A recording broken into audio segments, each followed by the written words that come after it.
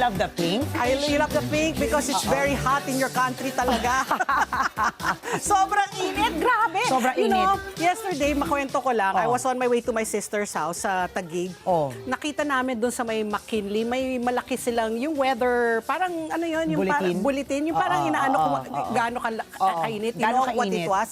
39 degrees Grabe. Celsius. Mas matindi pa sa My lagnat, ano? God, isang hatsing talaga. Oo. Ano na, May mataas fever na ka fever na na, talaga. oo. Sobrang init talaga kahapon. Kaya kamusta po ang inyong long weekend? Sana po nakapagpalamig kayo. Ako din, nandun din ako sa Taguig kahapon. Sa Taguig ka. Napakainit, kaya siguro Ang ngayon may init. migraine ako. Oo. Alam mo naman, ang tubig, nakakalimutan inumin. Minsan, kaya paalala po natin, huwag kalimutan uminom ng tubig. Paano mo nakakalimutan uminom ng tubig? Talaga hindi ako makaintindi kung paano nakakalimot uminom ng tubig. Eh ako, lalo na sa sobrang init, parang you feel parched all the time. Parang tuyot na tuyot yung lalamunan mo dahil nga sa sobrang init. Kaya mayat-maya, malamig na tubig talaga iniinom ko. Ayan, ang payo ng pag-asa. Oh. Huwag kalimutan uminom ng tubig.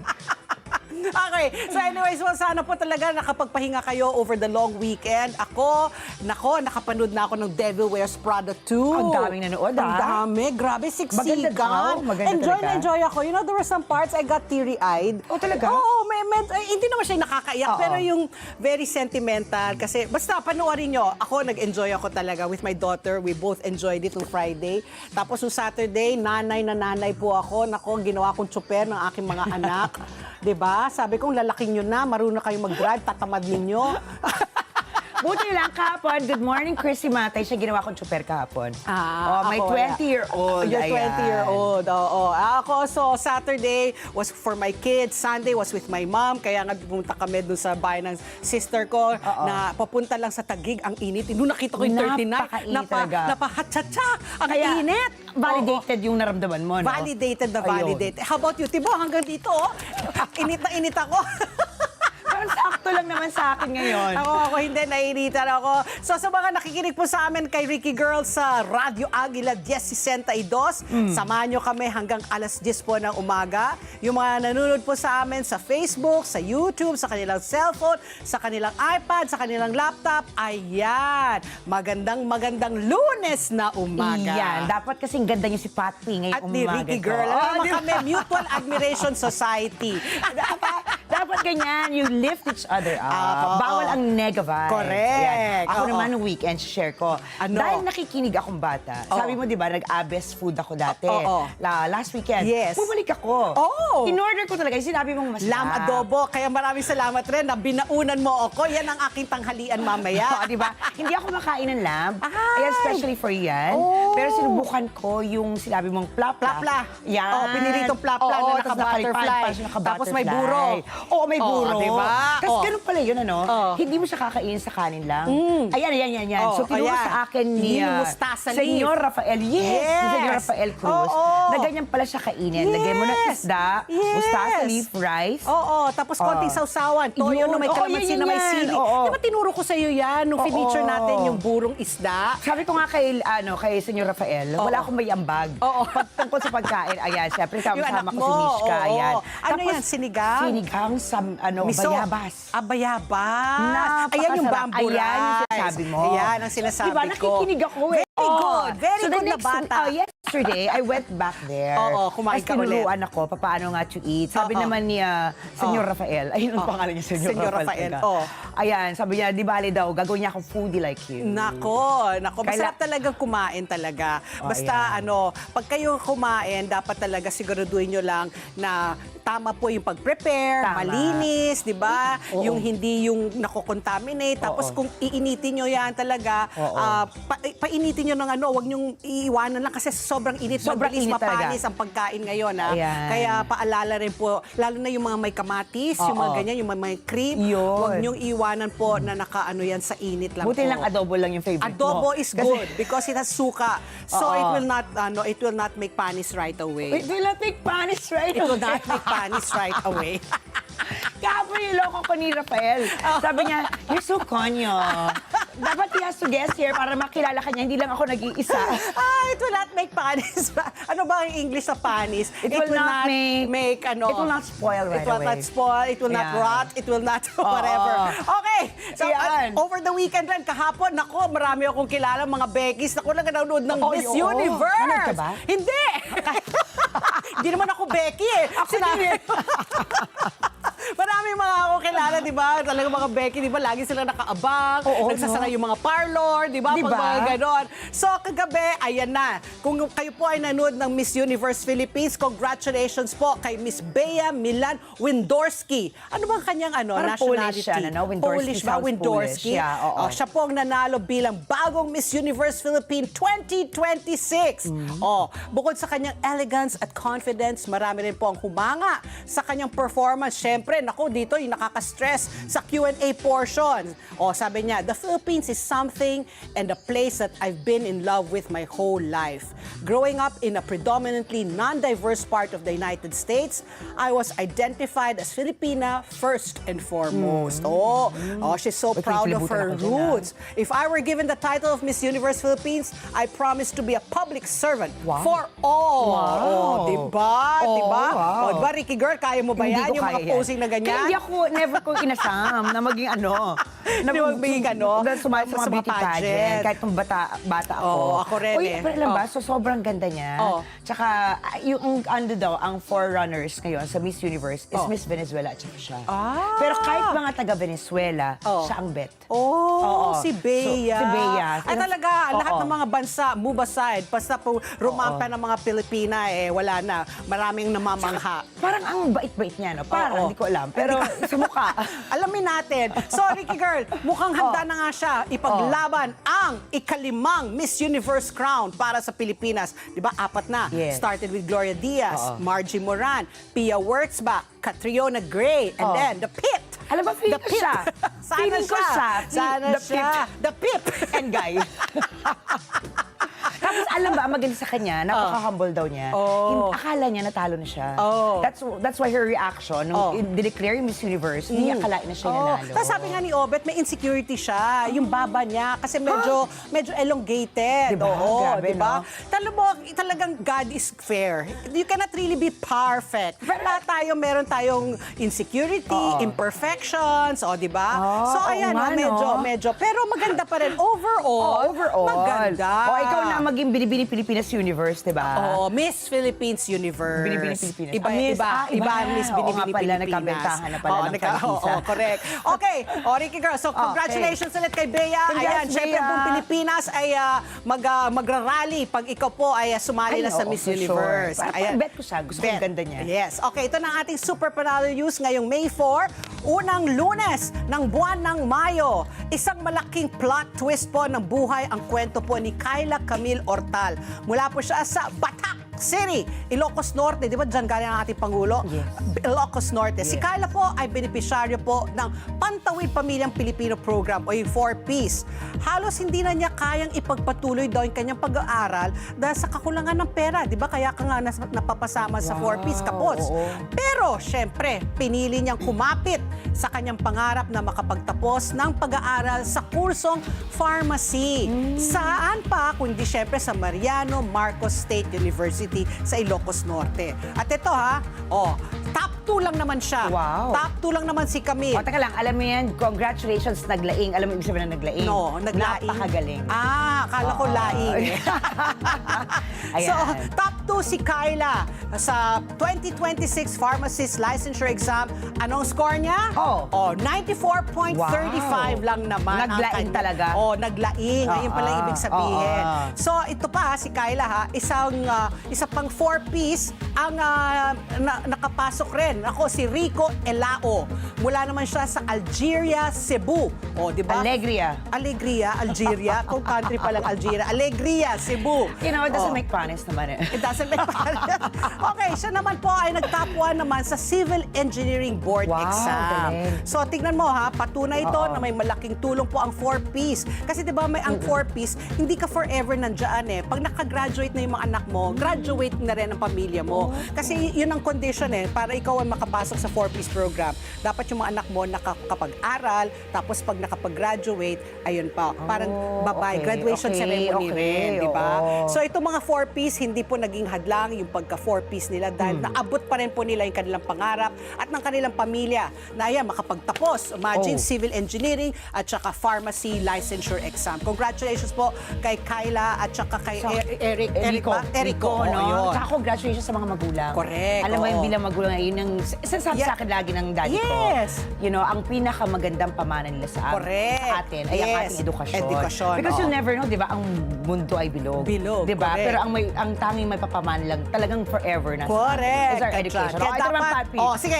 can you beat my story? Kailang, okay, we're Ano? talking about Filipino food, di ba? Yes. Ayan, di ba sabi ko, hindi nga ako mahilig sa Filipino food. Oo. Sabi nga ni Rafael Cruz, sabi niya, how can a Filipino not like Filipino Oo nga food? naman. Sabi ko, ikaw, di ba, comfort food mo Oo, yun? oo. Ito, super comfort food. Oo. In fact, Oo. ito ang kanilang inihanda sa kanilang wedding reception. Wow, ano yung hinanda nila? Okay, sa viral post ni Mika Chanel, Oh. ibang level ang pamerienda sa isang kasalan kasi instead na usual grazing table. Oh, yung mga grazing table para hindi lang nila alam. Yan yung mga cold cuts with cheeses and then with mga grapes, with mga With fruits. prosciutto. Oh, prosciutto. Yun nga, Oo. different kinds of cured ham, di ba? Yan. Oh. Graceful Pinoy street food ang bida-aba. Oh, aba, Ayan, ibang take. Anli, fishball, kwek-kwek, Shanghai, kikiam, plus Oh. refreshing palamig. Perfect combo habang naghihintay sa kanilang Ang guests. ganda. Cute idea yan, ha? Oo, Di ba? ano? Imbis na grazing table, Pinoy style. Diba? At makakatulong street ka pa food. talaga sa mga street vendors. vendors. Ano? Correct, oo. Kaya naman, ang mga guests busog na, happy pa. Oo, maganda yan. Good idea yan. Ako dati naalala ko yung mga children's parties sa mga anak ko.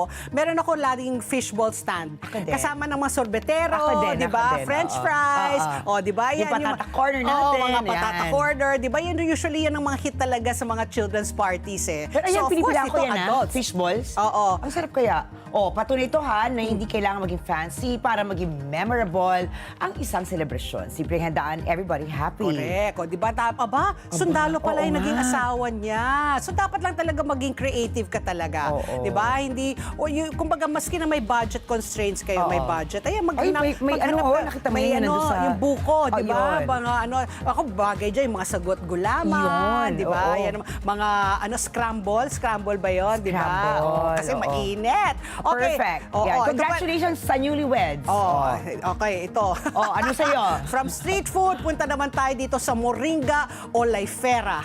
Better Ano known yun? as malunggay. Malunggay. Sa mga nanay, mga nagbe-breastfeed, Oo, di ba? maganda yan. Kailangan maganda yung tumalunggay Oo. para pagpadami ng gatas, di ba? Oo. So, may bagong role sa ating kalusugan at sa kalikasan at posibleng solusyon daw itong moringa o malunggay sa microplastic sa tubig. Ayon po sa isang pag-aaral ng Sao Paulo State University sa Brazil, Oh. kaya nitong alisin po ang hanggang 98% po ng microplastic sa tubig gamit po ang Wow. extract ng buto.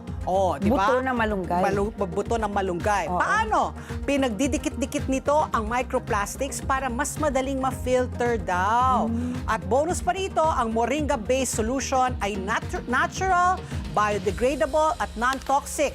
Kaya mas eco-friendly kumpara po sa mga chemical treatments. Pero paalala po ng mga eksperto, kailangan pa ito ng mas maraming testing bago gamitin sa large-scale systems. Pero kita nyo naman, ang galing lang isipin na yung mga simpleng halaman na widely available dito sa ating bansa ay pwede maging game changer sa global water crisis. Kasi di ba that's what they're saying, microplastics, hindi nakikita na talaga yung namatayan eh. Pero lahat, di ba, yung mga container, mga water container, kaya they're saying avoid as much as possible, use na yung mga thermos ninyo para you avoid ingesting itong mga microplastics. Diba? Diba? Healthy pa at nakakatipid. Nakakatipid. Magkano ng isang bote ngayon ng Wilkins or ng Oo, diba? mga Absolute, diba? Absolute, oo, Mahal na rin. diba? Oo. Imagine, bit-bit mo na yung iyong water Water, jug. tsaka you save the planet, di ba? Kasi yung Exactly. wala ka nang itatapon ng mga plastics. Oo. So, save the planet na talaga. Ricky Girl, because Ano it's na? Monday, and yun na nga, we're talking about water. Esther, ano ang asahan natin ayan, ngayon? kailangan pa rin po kayong uminom ng tubig dahil mataas pa rin ang halumigmig. Halumigmig. Ngayong araw na ito. Ito na po ang ating ESPN, ang status ng panahon ngayon. Inaasahang patuloy na makakaapekto sa malaking bahagi naman sa ang easterlies. Magdadala ito ng maulap na kalangitan na may kalat-kalat na pag-ulan, pagkulog, pagkidlat sa Western Visayas, Negros Island Region, Zamboanga Peninsula, sa Barm and sa Palawan. Habang makararanas naman po ng magandang panahon ang Metro Manila, pero posibleng magkaroon ng panakanakang pag-ulan, pagkulog, pagkidlat at sa gabi, epekto pa rin po yan ng easterlies. Ang highest temperature ngayong araw ay abot sa 35.3 degrees Celsius. Not bad. Diba? As compared to yesterday. Yesterday na 39. Oo, mamayang alas 4 po ng hapon at asahang lulubog naman po ang araw, mamayang 6:14 ng gabi. Samantala, ayon po sa forecast ng Pag-asa, marami lugar ang makararanas ng danger level heat index ngayong araw. Sa Dagupan City po, ay mararanasan po ang 44 degrees Celsius. Oh. Sa Sinay, Ilocos Sur at sa Lawag City, Ilocos Norte, 43 degrees Celsius. Ganon din po sa Bacnotan. 42 degrees Celsius naman po sa Batac, Ilocos Norte, Apari, Cagayan, Tuguegarao City, Nueva Vizcaya, San Ildefonso, Camiling, Tarlac, San Jose Occidental Mindoro, Cuyo, Palawan, Maasin, Southern Leyte at maging sa Davao City.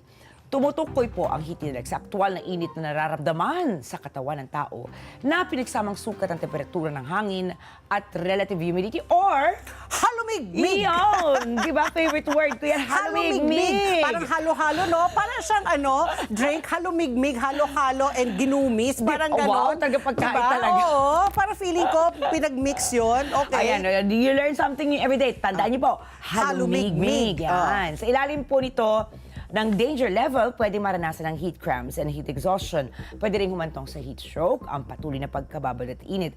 And like I said, no, pwede rin magkaroon kayo migraine, pwede mag-trigger ng migraine. Ito si Ricky, kasi nga kulang sa tubig, sumasakit ng ulo. Pasyal kami ng pasyal ng mga bata kahapon sa BGC, lakad kami ng lakad. Ay, ang init, Hindi ko napansin. Na mainit? Oo. Ay, nako, ako, pagkatapos namin nag-lunch sa sister ko, sabi ko, I wanna go home. I wanna stay in my room at mag-aircon na lang at ako talagang walang gawin. So, nanood lang ako ng aking Chinese drama. Wow. Pursuit Anong pinapanood mo ngayon? Pursuit of Jade. Ang ganda-ganda. Wow. Ano yun, naka-subtitle? Oo, syempre. Oo. Kamalay ko kasi, And then the guy there, the Chinese guy, is supposed to be the #1 international male So, actor. feeling ko pogi. Ay, sobra. Alam mo naman ako, hindi ako manunod pag pangit. Okay. Pero ito hindi magandang balita. Speaking of mga pangit, dahil po may dagdag bawas po sa presyo po ng produktong petrolyo. Asahan po natin bukas. Ito na po ang estimate ng paggalaw po ng presyo ng mga produktong petrolyo. Ang diesel po, tataas po ng piso hanggang 2 piso daw kada litro. Ang gasolina, medyo mataas 3 pesos to 4 pesos po ang iakyat kada litro. At ang kerosene naman po, ang may bawas po. 250 to 350 pesos kada litro po ang ibabawas. Estimate lang po ito, no? Pero at least, ang diesel at gasolina, tataas for sure. Ang kerosene lang po ang may bawas presyo. Patuloy pa rin po nakakaapekto sa presyuhan ng crudo sa world market ang tensyon. Diyan po sa gitnang silangan. Particular na rin po, diyan po sa Strait of Hormuz na parang talaga, Parang wala na. going on that 9th week na. Malabo yan. Ay, wag naman. Yeah. Kapit At pa sanabi rin. nga ni Tatay Donald Trump, di Ano? ba? It's either pag-iisipan niya ngayon kung pupulbusin niya ang Iran. Nako, to si Papa Kasi Donald. ayaw daw niya yung inihain Na counter. Kasi 9 points ang agenda ni Yes, US. Binalik daw sa kanila ng Iran 14 points. Tapos sabi niya unacceptable. Anyway, let's see. Pero alam mo, para tayo yung mga Pakistani, umaasa pa rin. Asa pa rin. Paasa pa rin. Paasa ang Pakistan at saka tayo. Okay, 3 issues pa rin po tayo ngayong Monday morning. Ricky Girl, anong issue number 1 po natin? Ang good debt ay mga utang na may long-term na pakinabang katulad po ng edukasyon, bahay at negosyo. Habang ang bad debt naman or utang po yan ay para sa luho, bakasyon at padalos-dalos sa pag-utang na walang balik na kita. Kumbaga, wala siyang ambag sa buhay mo in the long run. Ayon po sa Bangko Sentral ng Pilipinas, nagiging matagumpay or tunay na problema ang utang kapag hindi na ito nababayaran at nagiging pabigat sa pananalapi. Today po ay Monday Money Matters sa ESPN, kaya aralin at alamin natin ito kasama ang behavioral economist na si Ms. Rose Fausto. Correct. O yan. Kasi may good debt and may bad debt. So good debt nga yung para sa edukasyon, sa negosyo. Bad debt yung mga luho mo lang. Oo, Walang balik nga, 'di ba? Oo. Hindi tataas yung kalidad ng Ang buhay buhay mo, mo, 'di ba? oo. Mababaon ka lang sa utang. Pero, di ba, parang life is too short. So utang ka na lang utang. Hindi. Pag kaya mo naman, Oh. ayan, why not treat yourself, for example? Yun na nga, iba naman. Oo. But yun na nga, you have to be able to manage also your Yun. savings. Okay, issue number 2 naman po natin, binalot po, nako ito over the weekend rin, ng makapal po at maitim na usok ang mga lugar po sa palibot po ng Bulkang Mayon matapos itong magbuga ng pyroclastic density current o yung uson. Oo. Uson. Parang puson. Oo nga, uson. Oo. Naku, Uson. tingnan mo yung mga video. Grabe talaga, oo. Oo, nung Sabado, May 2. Grabe, no? Makibalita po tayo sa status po ng Mayon Volcano. Alamin po natin ang pinaka-latest. Makakausap po natin si DOST FIVOX Director Teresito Bacolcol. Yan po ang ating issue number 2. Grabe, no? Sumabog na si Mayon at Ang nga dami pa binalot namang na. dyan turista doon kasi long weekend. Ay, so, oo. ang naapektuhan, ang nalubog talaga, yung tourist spots may ATV. So, alamin natin mamaya kung anong ginawa na sa mga turista. Okay. No? Sige. Ito, issue number 3 naman po, naglunsad ng independent investigation ang Commission on Human Rights o CHR po, kaugnay ng madugong enkwentro sa Negros Occidental noong April 19 na ikinamatay ng hindi bababa sa 19 na katao. Kamustahin po natin ang isinagawang investigasyon or isinasagawa pa rin. Kasama po natin mamaya si Attorney Beta Epres, ang CHR Commissioner at spokesperson. Kasi di ba nakalungkot nga dahil dyan sa engkwentrong yan. May 2 estudyante mula UP ang namatay. Di ba sa Alisa na Poli-Sci, tapos yung isa UP Open University naman. Tapos may isang journalist, si RJ Ledesma. So may mga civilian di ba, na namatay po Nadadamay, dyan, ano? nadamay. So alamin po natin kung anong ginagawa nila, ano nang nangyari sa investigasyon po nila. Yan po ang aming mga issues na tatalakay ngayong Lunes. Kaya samahan niyo kami ni Ricky Girl hanggang alas 10 at magbabalik pa po ang ASPN. Ano, sa palagay nyo? Ang sigaw ng Pinoy Nation.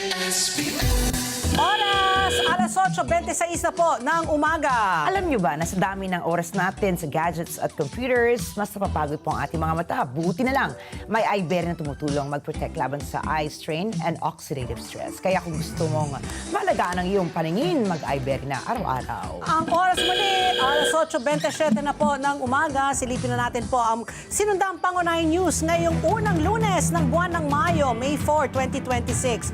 Pinag-utos ni Pangulong Ferdinand Marcos Jr. ang agarang pagpaparating ng tulong sa mga komunidad na apektado ng ashfall mula sa Mayon Volcano, partikular po ang Ginubatan at Kamalig sa Albay. Inatasan po ng Pangulo ang Department of Public Works and Highways na alisin ang abo sa mga pangunahing kalsada at tiyakin ang ligtas at tuloy-tuloy na pagbiyahe ng mga residente at mga emergency responder. Ipinunto rin po ni Public Works Secretary Vince Dizon sa pagbisita niya sa mga apektadong bayan na dapat tanggalin ang abo at huwag lang basta ilagay sa gilid ng kalsada dahil titigas ito at mananatili doon. Namahagi na po ang Department of Health ng mga N95 mask at mobile clinics para tulungan ang mga taong may issue sa kanilang paghinga. Nagtayo rin ito ng mga water station. Inatasan din po ang Bureau of Fire Protection na magsagawa ng water spraying at ash clearing operations sa mga apektadong lugar. Nakatutok ang Office of Civil Defense at National Disaster Risk Reduction and Management Council sa sitwasyon, lalo na po sa mga high-risk area. Namamahagi po ang Department of Social Welfare and Development ng pagkain at iba pang tulong sa mga pamilyang namamalagi ngayon sa mga evacuation center. Mahigit 300,000 food pack at iba pang supply ang ipinosisyon na po sa Bicol Region. Noong Sabado, inulat ng Philippine Institute of Volcanology and Seismology na nakita ito ng mga senyales ng intensified at magmatic unrest, mga lava flow at volcanic earthquake. Umiiral po ang Alert Level 3 matapos maranasan ang ashfall sa ilang lugar sa probinsya ng Albay. Inulat kahapon po ni Ginubatan Mayor Ann Gemma Onghoko na mahigit po sa 26,600 na pamilya o mahigit po sa 91,200 na individual sa buong Albay ang naapektuhan po ng ashfall. Ayon pa kay Mayor Onghoko, 41 barangay po ang nabalot sa abo. Pansamantala ring naapektuhan po ang supply ng tubig sa ilang lugar. Nagdulot na rin po ang ashfall ng pagkalugi sa agrikultura, matapos matabunan ng abo ang mga palayan na nakatakda na sanang anihin. Tapos kasayang. May mga ulat din po ng pagkamatay ng mga alagang hayop sa bayan ng Kamilig. So mamaya po makakausap po natin si Dr. Teresito Bacolcol, ang direktor po ng FIVOX, para hihingi tayo ng update po, no? Anong kasalukuyang kalagayan po ng mga kababayan po natin sa Albay. Ang dami pa daw na ayaw umalis, Patpi. Talaga? Oo. Kasi syempre, mga bahay nila, Oo. mga ari-arian, yung mga alagang hayop, mga Pilipino talaga minsan masyadong Matigas attached ulo, sila no? sa ganyan Oo, oo, Even oo. if at the risk na of their lives, di ba? Ang problema, paano kung talagang nag-alboroto na yan, sabay-sabay yung evacuation. Yun, mahihirapan ng gobyerno. Exactly. Dahil hindi Dapat naman ganun nakikinig kadami tayo. yung ano natin, mga nakadeploy. Oo, tsaka dapat nakikinig tayo. Pag sabi ng gobyerno, lumikas kayo, Yun. huwag kayo magtitigas ulo. Okay, Samantala, Ricky girl. Patpi, magpapatuloy ang sesyon ng Senado ngayong araw at kabilang sa mga prioridad nito ang napipintong impeachment trial ni Vice President Sara Duterte. Nakatakda namang tapusin ng Kamara de Representantes ang pagdinig sa mga impeachment complaint at paghandaan ang pagpapadala nito sa plenaryo. Ay kay Senate President Vicente Soto III, kabilang sa trabaho ng Senado ang paghawak ng impeachment. Dapat anyang maging handa ang Senado sakaling maipasa o maipasa sa kanila ang articles of impeachment. Bukod po sa impeachment, may 17 priority bills na nais ng Senado na maasikaso bago ito ang sindi adjournment nito sa June 5. Ayon po kay Soto, gagamitin ng Senado ang natitira nito mga araw para sa legislasyon sa pagpasa ng mga panukalang nasa advanced stage na ng proseso. Kabilang dito ang mga priority bills na tinatalakay sa Legislative Executive Development Advisory Council o LEDAC at sa mga nasa ikalawang pagbasa na sa Senado. Binigyan diin ni Soto na kahit na dumating sa Senado ang articles of impeachment, hindi nila pababayaan ang kanilang mga trabahong for legislation. Kabilang sa mga panukalang batas na bibigyan prioridad ng Senado ang Anti-Political Dynasty Law at ang Party List Reform Act. Ipagpapatuloy din ang mga deliberasyon sa panukalang Independent People's Commission Act at Right to Information Act na naglalayong palakasin ang transparency, accountability, and public oversight sa gobyerno. Kasama rin po sa mga tatalakayang panukala ang Bank Secrecy Law at ang pag-amyenda sa Coconut Farmers and Industry Trust Fund Act. Nakatakda ring suriin ang Estate Tax Amnesty Program na nagalayong palakasin naman ang revenue collection habang pinapagaan ang tax compliance. Magkakaroon naman po ng deliberasyon para sa pag-amyenda sa 4Ps Act, Waste to Energy Bill, Electric Power Industry Reform Act, Rice Tariffication Law at ang paglikha ng Department of Water Resources. Samantala, gagawin ng House Committee on Justice ang huling pagdinig ito sa mga impeachment complaint laban kay VP Sara ngayong alas 10 na umaga sa People's Center. Ayon po kay Committee Chairperson Batangas 2nd District Representative Jervil Luistro, maglalabas sila ng committee report at pag-iisahin ang dalawang impeachment complaints. Inaasahan po ang boto ng plenaryo sa May 11. Sakaling bumoto pabor sa impeachment ang hindi bababa sa 1/3 o 100 at 618 miyembro ng Kamara, otomatiko na po na ipapasa ang kaso sa Senado para ganap na ang paglilitis. Nakakita ang House Justice Committee ng probable cause or malamang na dahilan para ma-impeach si VP Sara sa sinasabing maling paggamit ng 612.5 million pesos na confidential funds at sinasabing hindi maipaliwanag ng yaman at ang napatunayan umanong totoong pagbabanta para ipapatay umano si Pangulong Ferdinand Marcos Jr., First Lady Liza Marcos at nooy Speaker of the House, Martin Romualdez. Binigyan diin Luistro na makikita sa trabaho ng komite ang maingat na prosesong nakabase sa ebidensya. Sinuri po ng komite ang datos mula sa Office of the Ombudsman na nagpapakita ng pagtaas ng deklaradong net worth ni VP Sara ng humigit kumulang 88 million pesos noong 2024. May mahigit 6.77 billion pesos din umano ang mga covered and suspicious transactions na markado ng Anti-Money Laundering Council na may kinalaman kay VP Sara at sa asawa nitong si Manasseh Carpio. Sinabi naman ng National Bureau of Investigation sa pangunguna ni Director Melvin Matibag na base sa kanilang investigasyon, ang pagbabanta ni VP Sara ay maituturing na inciting to sedition at grave threats. Patty? Sa ibang balita naman, ito po, palalakasin na po ng Department of Agriculture ang pagbili nito ng palay o unmilled rice at kinukonsidera ang pagbabawas sa importasyon ng bigas matapos bumaba ang farm gate price sa mga pangunahing rice producing province. Ayon pa sa Department of Agriculture, bumaba ang farm gate price ng fresh palay sa 16 pesos hanggang 17 pesos per kilo na lang. Sa mga bahagi ng Nueva Ecija, Pampanga, Isabela at Cagayan ang sakit. Humigit kumulang 77% na po ng pag-ani ang nakumpleto. Nilinaw naman po ng Department of Agriculture na localized ang pagbaba ng farm gate price at nasa 23 pesos hanggang 24 pesos na itinaas ng National Food Authority ang buying price para sa tuyong palay ng hanggang 30 pesos per kilo. Pinalalakas din nito ang pagbili sa mga lugar kung saan bumaba ang presyo. Ibinalita rin ng DA na pinasisimulan na ng NFA ang isang direct purchase order system para makapagbenta ang mga magsasaka sa NFA bago po ang pag-ani.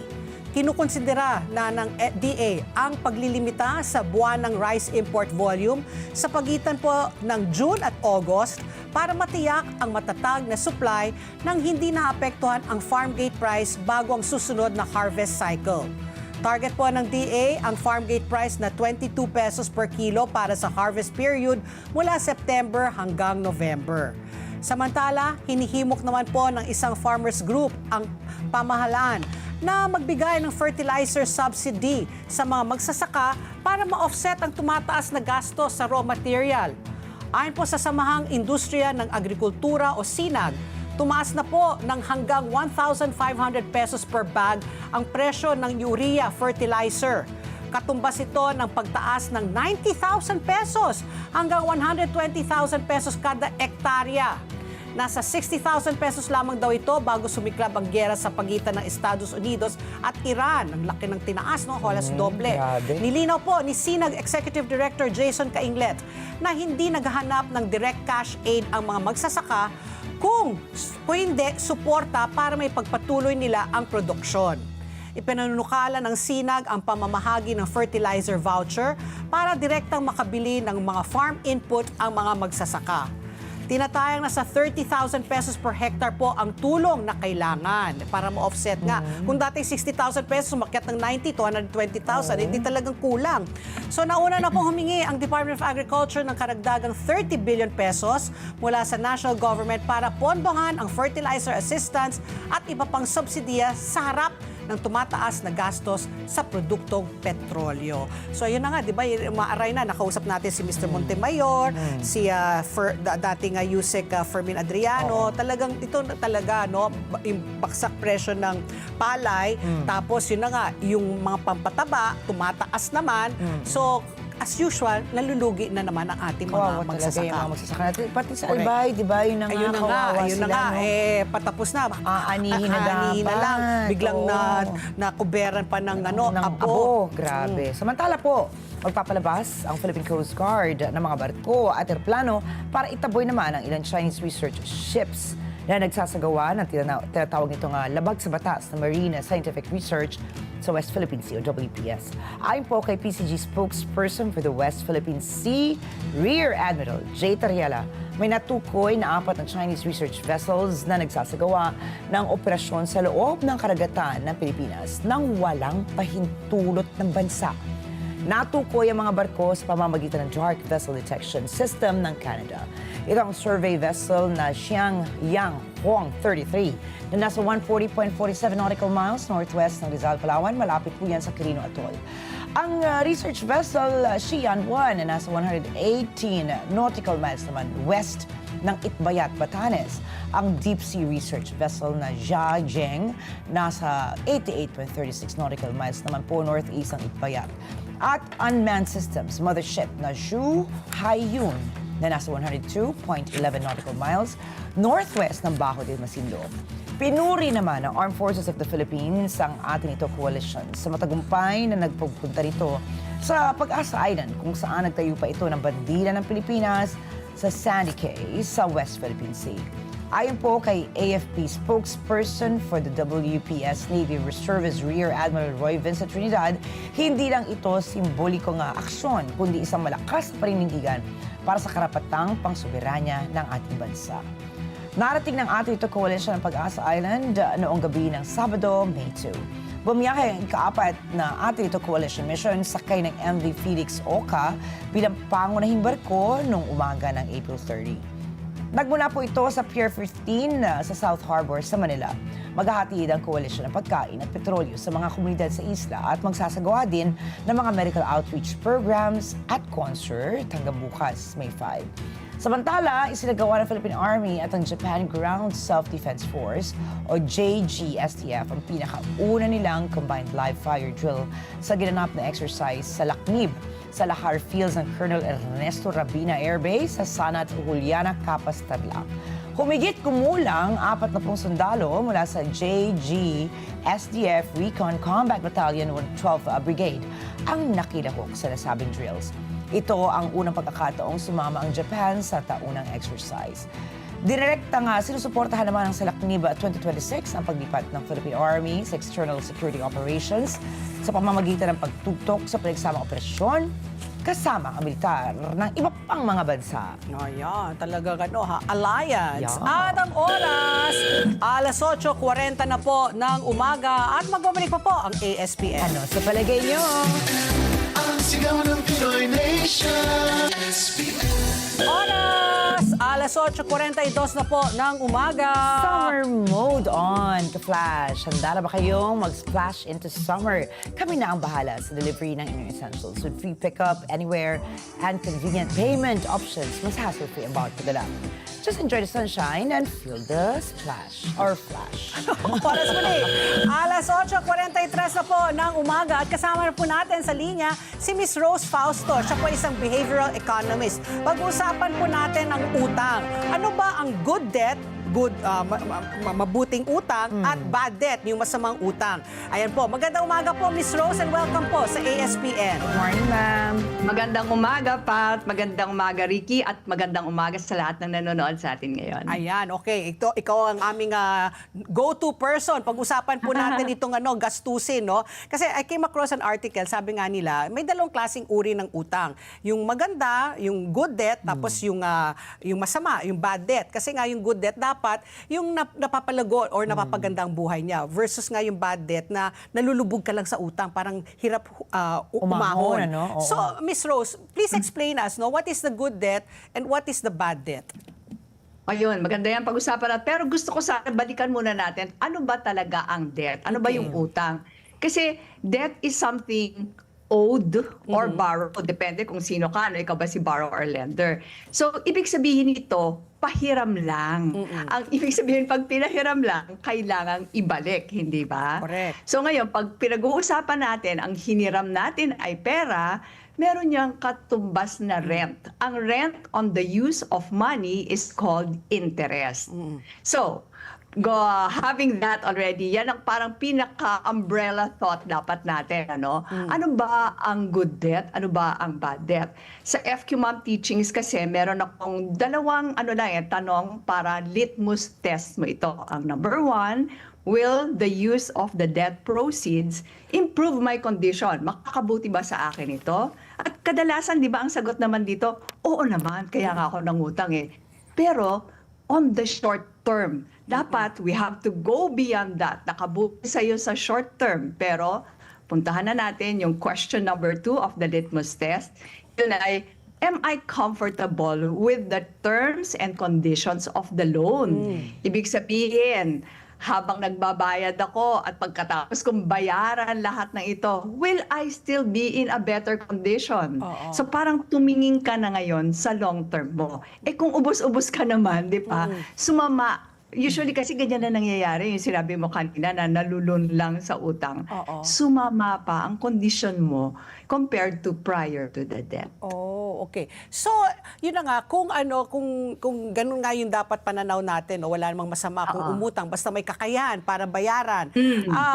Yung mga masasabi natin, mga good debt, ano ba yung mga, kumbaga, ay, kailangan akong magnegosyo. Siyempre, wala naman akong pangpuhunan.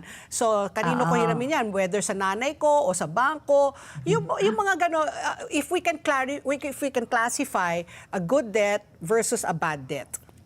Okay, so yung sinabi mo na parang ang pinupuntirya na yan ay yung purpose of the debt, di Okay, ba? oo. Yung binanggit mo yung palalaguin ng negosyo. So titignan ngayon natin to determine whether this is a good debt or a bad debt.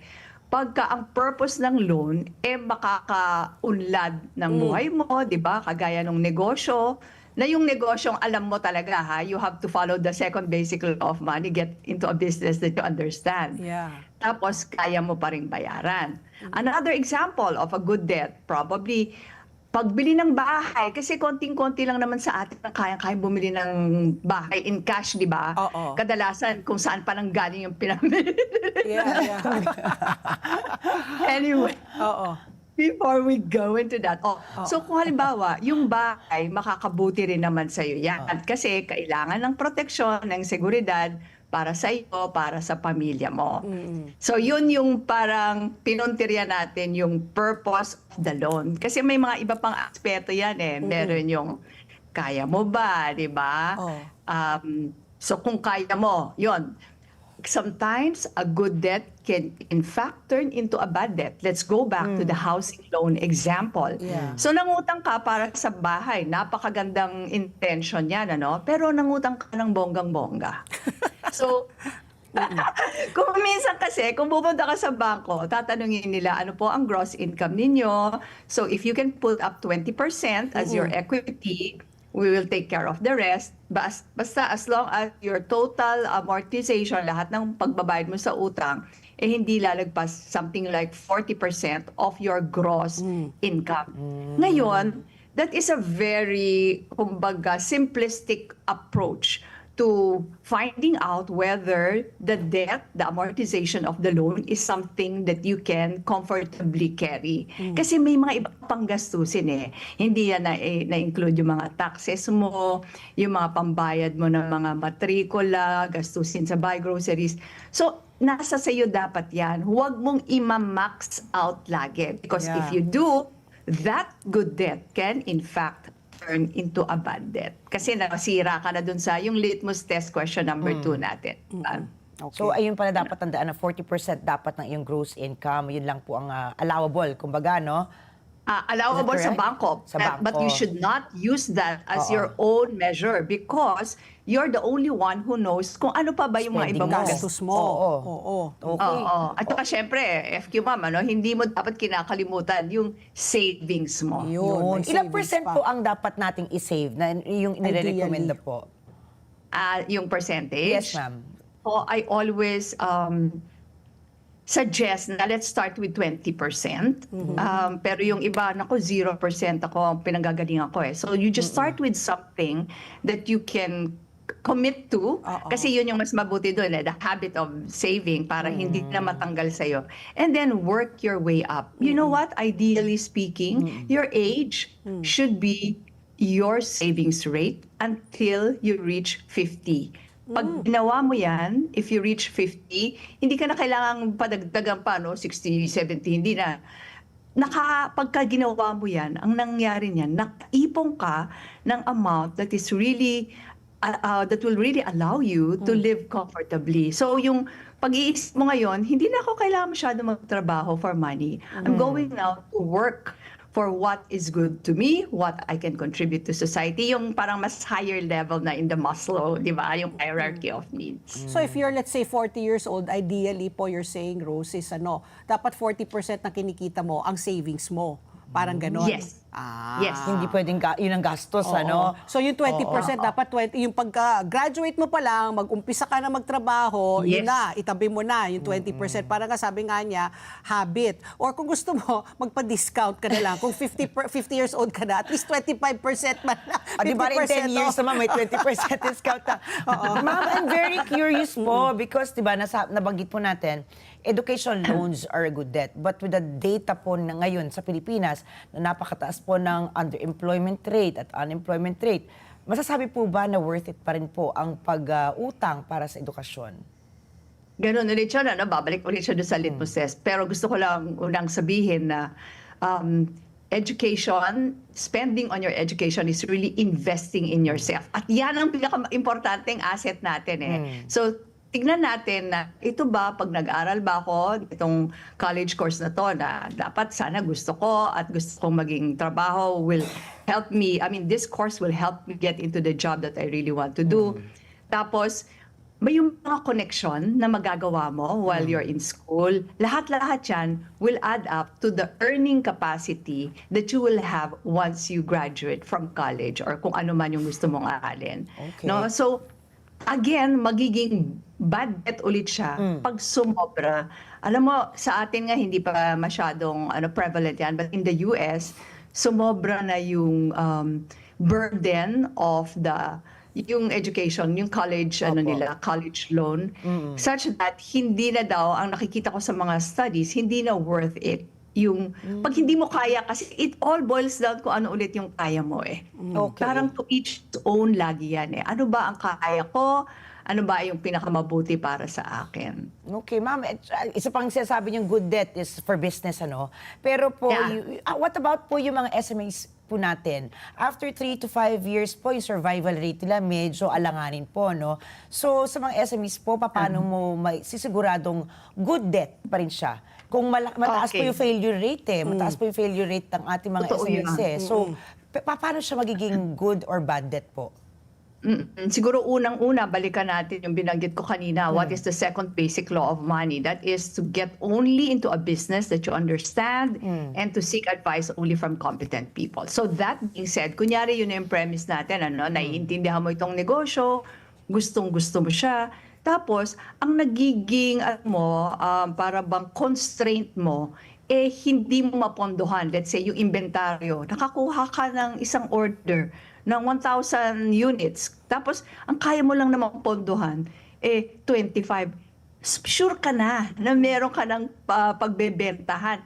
Yan ang good na debt para sa akin. And of course, again, assuming that the interest is okay. Baka naman yung interest, kainin niya lahat yung kinita mo. Wala rin, di ba? Ubus-ubus ka rin. So it always takes a lot of reflecting and doing your computation. Mag-Excel file tayo para maintindihan mabuti kung good debt pa rin ito. Ito Miss Rose, no? Kasi nga sabi nga natin, kung negosyo ang uutangin natin para nga lumago, di ba? Sabi mo nga, pero dapat kabisado natin yung negosyo para hindi tayo mas mabaon sa utang. Pero sa negosyo, meron sinasawag na return on investment, di ba? Na dapat, after a while, nag-utang ka, after a while, dapat nabayaran na yung utang na yan, tapos kumikita ka na. Is there a formula that we should keep in mind dun sa mga gustong mag-umpisa ng negosyo? Di sabi natin, no, kung kumikita ka, dapat siguro may at least 10 to 20% isa-save mo. Ilang porsyento ang ilalaan mo sa pagnegosyo? Tapos yung pagbayad sa interest sa utang. Tapos ilang taon bago natin masasabi na, ay, successful ako. Pwede na akong kumita ng, kumbaga, tiba-tiba na net na. So, is there a formula that we should look at so that we can, when we say the return of investment is finally there, na ayun na, neto na?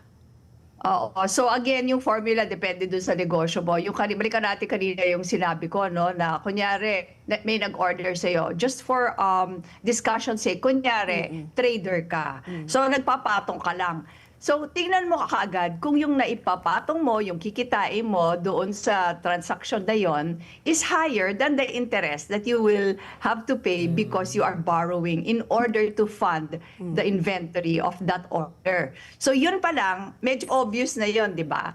Tapos, syempre, kung gusto mong mas malalim, titignan mo rin lahat yung mga overhead costs mo, lahat-lahat ito. Tapos, basta komportable ka na babayaran mo yung amortization. Kasi ulitin natin, ang debt ay hiram lamang, kailangan bayaran, kasama ang rent, which is the interest. Then go for it. Tapos, magbuti na binanggit mo yun, yung nagsisave. Kung korporasyon ito, dapat hindi mo dinidibidendo lahat sa sarili mo. Meron ka rin inilalaan. Parang saving of your operations, of your company. So that sa susunod, baka hindi mo na nga kailanganin mangutang, lalo na kung tumaas ang mga interest rates. Kasi di ba, tiyempuhan din yan. Kung mababa ang interest rates, sige, okay, mangutang tayo. Pero pag sobrang taas, it's not worth it anymore, then you can use your own funds. So yun ulit ang kabutihan na meron kang sariling pondo. Okay. Ma'am, what about lifestyle and vacation loans? Oh. Ayan, di ba? Sabi, tuturing siya, kasi maraming nunal, tagtad ng nunal ang mga paa sa mga Pilipino. Isa na dito. Kailan po naman pwedeng maging good debt ang iyong, halimbawa, pagbabakasyon, ang iyong lifestyle loans, kumbaga? Good debt ba yun? Is Bad there a debt? way na maging good debt po siya? Medyo stricto ako dyan. For me kasi, I go back to the third basic law of money, which is to make your gold work for you. Have an army of golden slaves before you buy luxury. So, kung sisimplehan natin to, yung FQ Mom guideline ko, buy luxury only if you can afford to buy 10 pieces of it. So, kung luxury ito, yung mga lifestyle jewels na yan, hintayin natin yung tamang panahon. Hindi naman siya need, di ba? Ang luxury is best enjoyed when you waited for the right time. Meaning to say, kayang-kaya mo na at hindi ka na magigilty. Hindi mo isinakripisyo ang mga needs ng pamilya mo. So para sa akin, hindi ako pabor sa mga Mga vacation. Oo. Alam mo yung mga fly now, pay later. Later. Ang kakibat niyan, fly now, suffer later. Nako. Speaking of mga utang, no, Miss Rose, where do you suggest yung mga tao lumapit sa pag-utang? Kasi marami dyan ngayon online, di ba? Click lang, ang madaling umutang, not knowing na ang taas ng interest, pag hindi ka nakabayad, nako, ipapahiya ka, talagang non-stop, parang kulang na lang, magpadala na sila ng bouncer para patayin ka Bouncer. siguro, di ba? No, pero you hear totoo stories yan. like that, di ba? So, where should one go to get a loan? Ang bangko ba? Pero ang bangko, medyo mahirap. Ang daming papeles na hinihingi, requirement. Saan ba ideally pwedeng kumuha ng loan? Lalo na sa mga MSMEs, yung gusto lang mag-umpisa ng negosyo or gustong bumili ng Okay. bahay. Sa pag-ibig ba? Saan po maganda?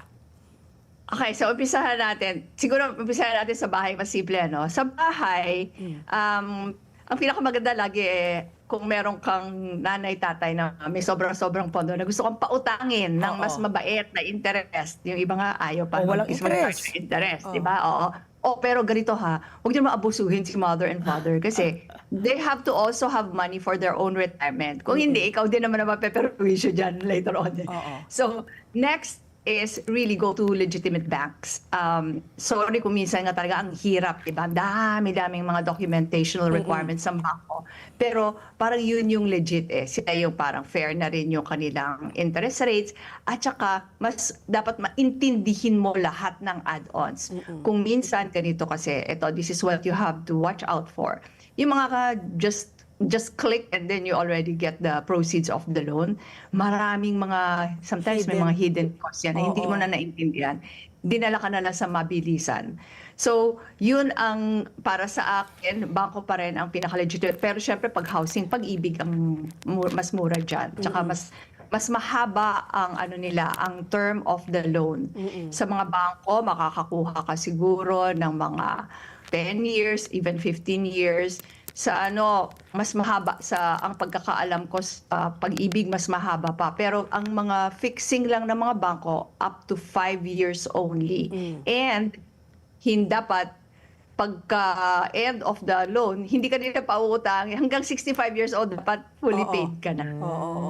Yun. So talagang legitimate, no? Kailangan talaga pumunta tayo sa mga legitimate na mga lending centers, no? Wag yung mga fly by night, wag na sa app kasi nga yun ang may mga hidden charges. Marami na tayong na-interview dito na talagang akala nila, kunyari maglo-loan sila 50,000, pero ang abot lang sa kanila 35 kasi yung 15,000 interest na pala yun. Grabe. 'Di ba? May mga Yes, ganun. yes. So, kawawa. Napakalaking interest naman, no? napakalaki talaga. At Yeah, saka yeah. compounded. Oo. In fact, even sa mga legitimate car loans, yung mga pautang ng bangko when it comes to cars, aralin nyo ng mabuti yan. Kasi yung halimbawa sasabihin nila sa inyo, 17% interest rate on a car loan.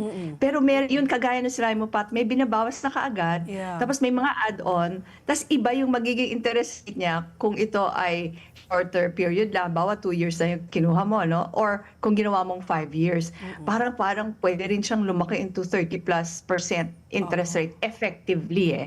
So kailangan natin laging kukunin yung effective. Uy, puntahan natin yung credit card. Yan yung pinakamaganda example nitong mga loan interest rate na hindi naiintindihan ng typical na consumer. Kasi pag sinabi 3% interest, it seems low as a number, right? But that is actually month. 3%, yes, a month. So that's Yeah. 36% per annum. Grabe, no? Ang taas. laki Oo. naman pala. Sobra, Oo, di ba?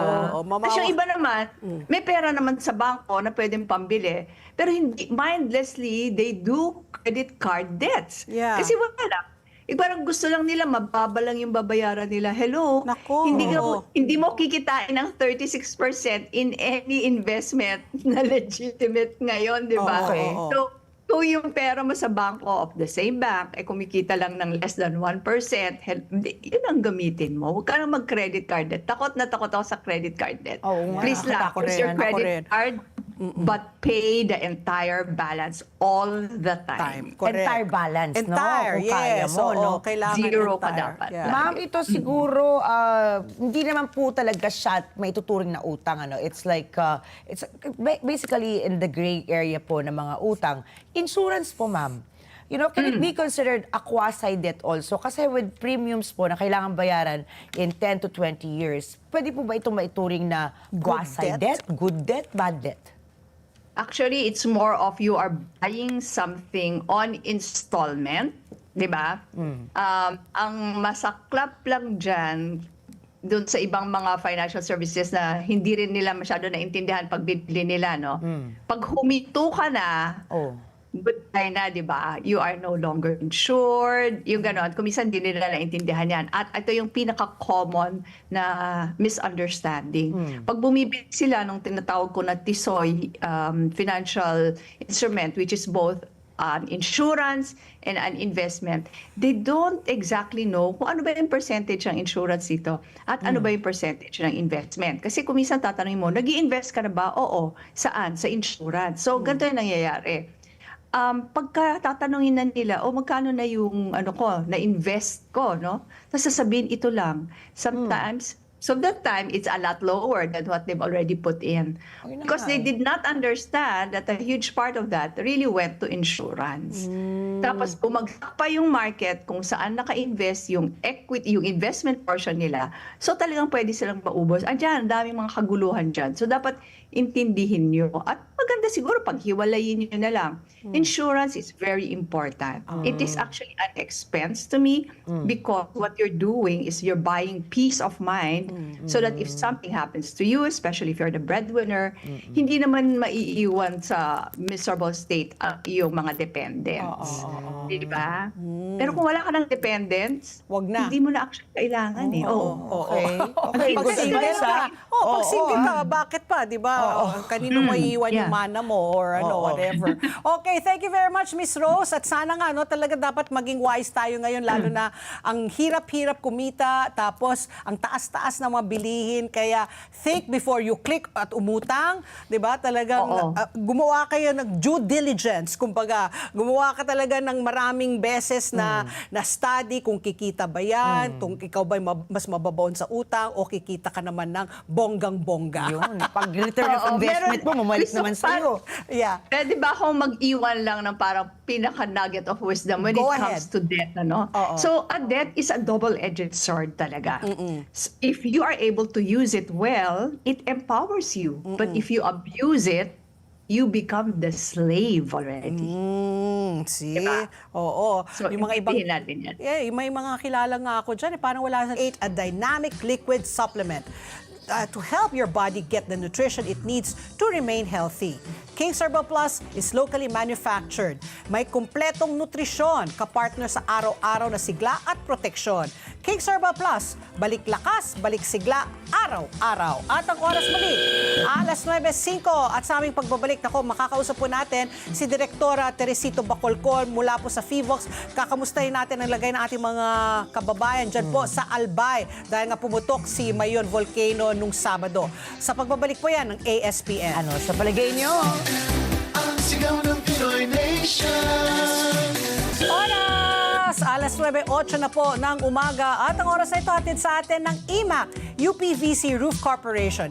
Absolutely rust-free. Oras muli, alas 9:08 at nanonood ang aking favorite tita, Tita Tessie Baltasar, and my favorite cousin, Risa Nepomuceno. Ayan, Patreng, Yan. we're watching you. Good Sabi ko, morning po. syempre, I will greet you. Okay, ito na po ang ating world news. Sinabi po ni US President Donald Trump na sisimulan na po ng Estados Unidos ngayong Lunes ang aksyon para mapalaya ang mga barkong stranded sa Strait of Hormuz. Isinalarawan niya ito bilang humanitarian gesture para tulungan ang mga bansang neutral sa gyera ng US at Israel sa Iran. Hindi na nagbigay po ng iba pang detalye si Donald Trump tungkol dito. Sinabi lang niya na tulong ito sa mga barko at mga crew ng mga ito na naiipit sa Strait of Hormuz at naubusan na po ng pagkain at iba pang supply. Mahigit 2 buwan nang hinaharang ng Iran ang halos lahat ng shipping mula sa Gulf sa Strait of Hormuz. Samantala, sinabi na po ng Iran na nakatanggap ito ng tugon mula sa Estados Unidos para sa huli nitong alok para sa pagpapatuloy ng usapang pangkapayapaan. Ipinarating umano ng Washington ang tugon nito sa kanilang 14-point proposal sa pamamagitan ng Pakistan. Wala pang kumpirmasyon mula sa Washington o Islamabad tungkol sa naturang tugon ng Estados Unidos. Nung Sabado, May 2, sinabi po ni Donald Trump na hindi pa niya narerepaso ang Iranian peace proposal pero malamang anya na hindi niya ito tatanggapin. Bakit? Hindi pa kasi anya nagbabayad ng sapat ang Iran para sa ginawa nito sa sangkatauhan at sa mundo sa loob ng 47 taon. Hi, Mr. Donald Trump. Sana naman po ang Iran rin. Ako, sana mo magkaroon na kayo ng linaw ng kapayapaan. At ang oras muli, alas 9:10 na po ng umaga at kasama na po natin sa linya si Direktora Teresito Bacolcol mula po sa FIVOX at kamustahin po natin ating mga kababayan sa Albay. Magandang umaga po, Director Bacolcol. Welcome back po sa ASPN. Good morning, sir.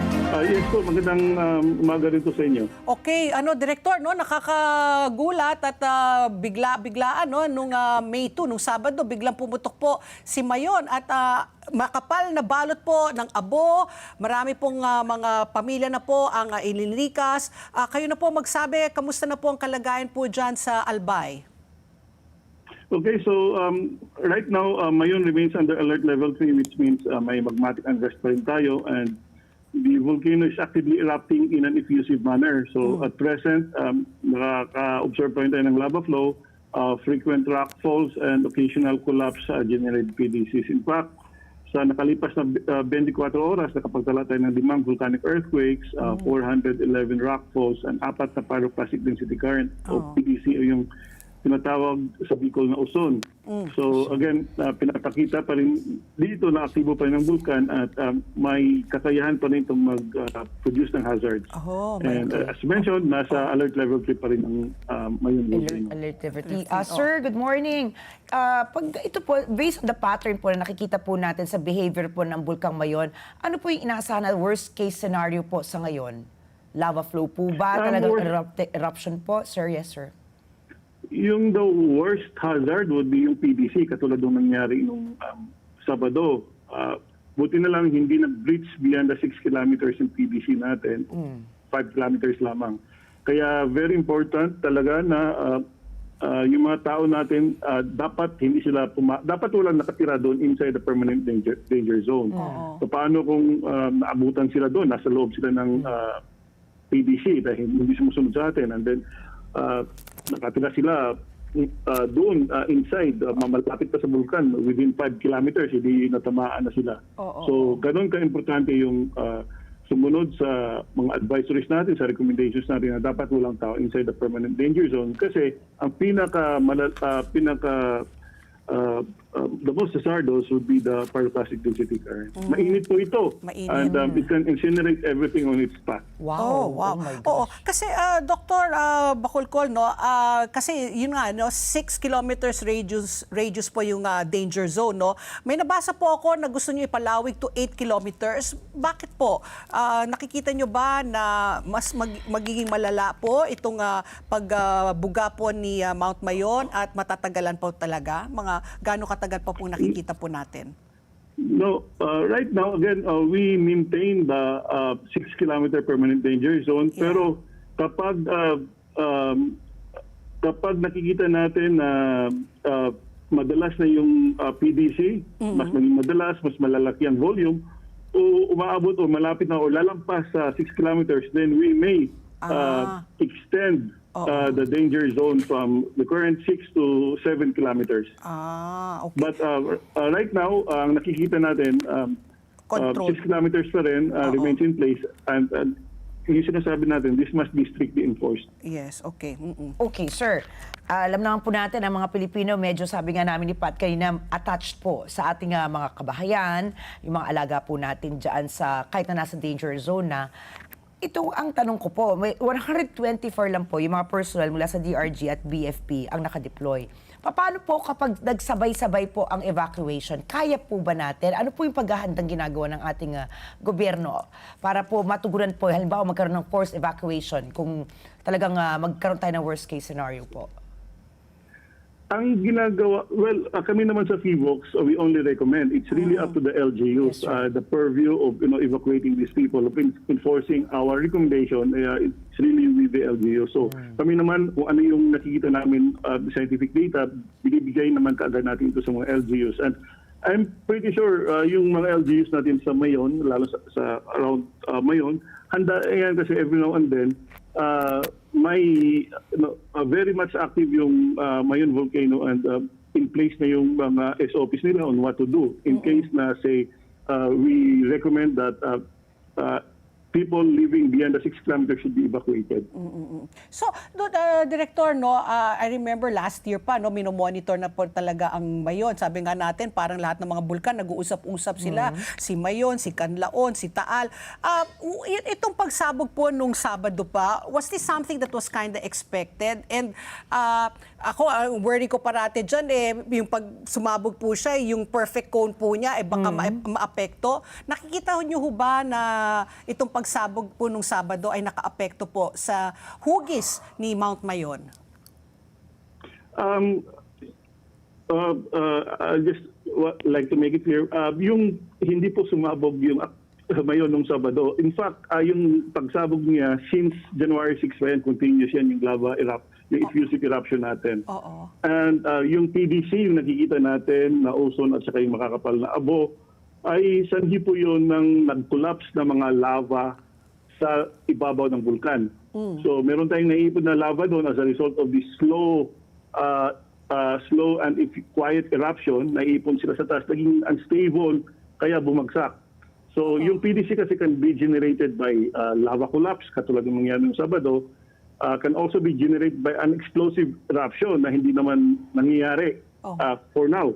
Kasi ang klase ng eruption natin since January 6 ay effusive. And pwede rin ma-generate yung PDC ng collapse ng eruption column. Again, magkakaroon lamang tayo ng eruption column kapag meron tayong explosive eruption. Pero wala tayong explosive eruption, it's the collapse of the pyroclastic density current. Now, yung question naman about kung masisira ba yung Hugis, yung perfect cone ng Mayon volcano. Hindi naman po kasi kapag may explosive eruption siya, masusundan naman ito ng mga effusive eruption. Ito yung slow release ng lava doon sa edifice ng vulkan. So natatapalan lamang kung meron mang pagkasira ng shape ng vulkan, natatapalan lamang ito ng slow release ng lava. Kasi bale ang daming technical terms, so medyo na po ako doon. Very scientific. Very scientific. O kasi I thought it was kasi talagang bumuga ng kaya akala ko eruption, yung pala PVC po ang PDC. PDC ang tawag niyo po. Yes, pyroclastic density current. Sir, Again, oo. Oh, jumping on that, sir, no, or uson, tawag. Uson, okay. O sige Uson. po. Sir, Oo. siguro back to basics tayo. Pwede po bang pakipaliwanag? Kasi lagi po natin pinag-usapan itong PDC. It's called the pyroclastic density current. Pwede po pakipaliwanag sa ating mga taga-subaybay, ano po ba exactly ito? Ano po yung magiging epekto nito kapag halimbawa deadmahin po natin kahit may PDC warning na po tayo sa FIVOX, ano? Ano po siya? Back to basics. Okay, so yung PDC, again, ito yung tinatawag na ozone sa ng ating mga kababayan sa Bicol. Ang PDC ay parang avalanche yan ng pinaghalo-halong mainit na bato, abo, at gas. This is fast-moving and it can reach as fast as hundreds of kilometers per hour. So, delikado rin ito. During the 1993 eruption ng Mayon, 77 people died because of the PDC. And kapag nakikita niyo yung picture yung sa Vesuvius, sa Pompeii, Oo. yung mga naka-preserve na mga Bodies. yun yung dahil yun sa PDC. So, This is- kapag marami ang PDC, ibig sabihin may constant supply of magma, which leads to the collapse of the lava natin, lava flow na nasa tuktok ng bulkan. So this means tuloy-tuloy lang ang eruptive process natin at tumataas ang hazard due to PDC. So iba po ito sa nangyari sa Pinatubo. Yung pinatubo, merong explosive eruption talaga, may eruption column, and then bumagsak yung eruption column, naging PDC rin. So hindi naman hindi ito yung nangyari sa Mayon nung Sabado. Ang nangyari sa Mayon, naiipon lang yung lava flow natin doon sa tuktok ng bulkan or sa dalisdis ng bulkan, and then naging unstable, bumagsak. Okay. And so far, sabi nyo nga, no, very active pa rin po si Mayon. Yung mga ganito pong activity po, Director, gaano katagal bago medyo humupa, medyo tumahimik ulit?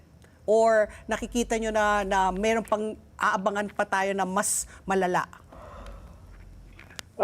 Kung this one would follow the 2023 template, yun, 6 months bago na baba natin yung alert level from alert level 3 to alert level 2. Oo. So, nasa a little more than 3 months tayo ngayon. Okay. So, nakikita natin this would last for several weeks to even several months pa. Kapag effusive eruption yan kasi, so kapag explosive eruption naman, weeks lang yan bago matapos. Like what happened, the previous eruption ng Mayon volcano, explosive eruption, and it only took 2 weeks bago ito humupa. So, pero kapag katulad ng 2022 eruption, 6 months bago humupa. Yung explosive natin noong 2018, 2 months lang. Yung 2000 eruption, halos 2 weeks lamang ang activity. But it was explosive and merong eruption column which is 17 kilometers high. So ito, wala tayong eruption column nakikita sa Mayon. It's just that long haul, we're in for a long haul, matagalan. So parang there's no telling, no? Kasi yun na nga, no? Iba-iba yung ano talaga niya, yung kanyang outcome, no? Hindi mo masabi talaga na after 2 weeks okay na or after 2 months, wala pong gano'n, no? Unpredictable pa rin po, more or less. Yes, kapag effusive eruption, matagal talaga yan kasi slow release of lava lamang. Pero kapag explosive naman, yun nga lang, very dangerous. But yung positive naman yan is sandali lamang. And yung mga kababayan natin nasa nakatira sa evacuation centers, they would only stay there for a short period of time. Okay. Sir, ano po siguro yung maibibigay po natin na payo naman sa ating mga kababayan dyan po sa Albay, whether or not they live near the danger zone o kahit po dun sa malalayo? Kasi sabi nyo nga, di ba, medyo mabilis po yung pag-travel nitong ating PDCs. Ano po yung pinakamagandang maipapayo natin ngayon para maprotektahan din po sila, hindi lang yung kanilang buhay, kundi pati yung kanilang kalusugan na lang? Okay, so first and foremost, paalala natin, manatiling kalmado but they have to be vigilant. So nasa alert level 3 ang Mayon and again, ongoing pa rin ang kanyang effusive eruption so pwede ito mag-produce ng ashfall, rockfalls, and PDC. So huwag pumasok inside the 6-kilometer permanent danger zone. And yung mga nakatira naman outside the permanent danger zone, mag-ingat din po sila in the event na palawigin natin yung danger zone, i-extend it, dapat ready sila mag-evacuate anytime. And kung hindi naman, katulad ng nangyari nung Sabado, nakatira sila malapit beyond the 6 km permanent danger zone, pero yung above umabot sa kanila. So magsuot sila ng face mask N95 kung maaari. Kung walang N95, surgical mask will do. Kung wala ding surgical mask, kahit yung tela, binasa nila sa tubig, yun yung pangtakip nila sa kanilang bibig at saka sa kanilang ilong. Nako, okay po. Sige, maraming salamat po, Director Bacolcol, at ingat po parate at maraming salamat po sa serbisyo. Sana po ay ligtas na po ang ating mga kababayan dyan po sa Albay at sana po ay tuloy-tuloy pa rin po ang serbisyo at ang tulong po ng ating gobyerno sa kanila. Maraming salamat po. Thank you, sir. Yes, maraming salamat din po. Ayan po si Dr. Teresito Bacolcol, ang direktor po ng DOST FIVOX. At ang oras, alas 9:23 na po ng umaga. At ang oras na ito hatid sa atin ng Salem Bed, bringing comfort to Filipino homes for over 50 durable years. Salem Bed, ang hari ng tibay. At ang oras muli, alas 9:23 na po ng umaga sa aming pagbabalik. Makakausap po natin si Attorney Beda Epres, ang Commission on Human Rights Commissioner at spokesperson rin po. Ayan, pag-usapan po natin nangyaring enkwentro ng mga NPA at ng ating AFP dyan po sa Negros Occidental. Sa pagbabalik po ng ASPN. Sa palagay nyo? Ang sigaw ng Pinoy Nation. Oras! Alas 9:26 na po ng umaga. Tuloy-tuloy pa rin ang ating pagbabalita. Take it away, Ricky Girl. So, update naman po sa paghuli po sa dating broadcaster na si Jay Zonza, pinayagan na po ng Pasay Regional Trial Court na magpiyansa ang dating broadcaster na si Jay Zonza. Hinuli si Zonza kaugnay ng kasong cyber libel dahil sa umano'y pagpapakalat na maling impormasyon ukol sa kalusugan ni Pangulong Ferdinand Marcos Jr. Inaresto ng National Bureau of Investigation si Zonza sa bisa ng arrest warrant na inisyo naman ng Pasay City RTC Branch 118 na inisyo noong April 30. Kailangan magpiyansa ng inarestong mamamahayag ng 10,000 pesos para sa pansamantala nitong kalayaan. Sa unang kautusan na inilabas ng korte, isinaad nito na non-bailable ang kaso ni Zonza. Pero sa bagong resolusyon na inilabas ng Sabado, May 2, naging bailable na ito. Itinakda ang arraignment o formal na paghaharap ng reklamo laban kay Zonza kaninang alas 8:30. Ayan na. Magkano kaya yung 10,000. 10,000, no? Oo. So imagine, parang, wala, kung ikaw si Jay Zonza, talagang inipit ka lang talaga eh. Kasi long weekend, di ba? Oo. Tapos yun na nga, kahapon, pinayagan siya magpiyansa. Pero dahil linggo, so he had to stay pa rin another night. Ngayon lang siya nakalaya. Okay, sa ating showbiz pasilip naman, si Talia, nako, si Marimar. Yan. O, di ba? Yeah! Panahon natin yan eh, no? Nung sumikat siya eh, oh. So si Talia ipinahayag ang pagmamahal sa Pilipinas matapos ang emosyonal na tagpo kasamang Bini. Isang makapagbagdamdaming sandali ang ibinahagi ng Mexican superstar na si Talia na mas kilala sa Pilipinas bilang si Marimar. Matapos ang kanyang espesyal na meetup sa P-pop girl group na Bini. Sa isang social media post, ibinahagi ni Talia ang kanyang labis na saya at pasasalamat sa mainit na pagtanggap muli sa kanya ng mga Pilipino, lalo na sa kanyang naging interaction kasama sa ang Bini. Ayon po sa aktres at singer, muling nagbalik ang kanyang alaala at pagmamahal sa bansa na minsan nang yumakap sa kanya bilang isang iconic na karakter sa telebisyon. Matatanda ang sumikat ng husto sa Pilipinas ang teleseryeng Marimar na nagpatibay sa pagiging household name ni Talia sa bansa. Sa huli, pinahayag ni Talia ang kanyang pag-asa na muling makabalik sa Pilipinas upang personal na muling makakasama ang kanyang mga tagahanga. Di ba? Marimar, ano pa ba yung mga iba niyang Rosalinda. Siya ba yun?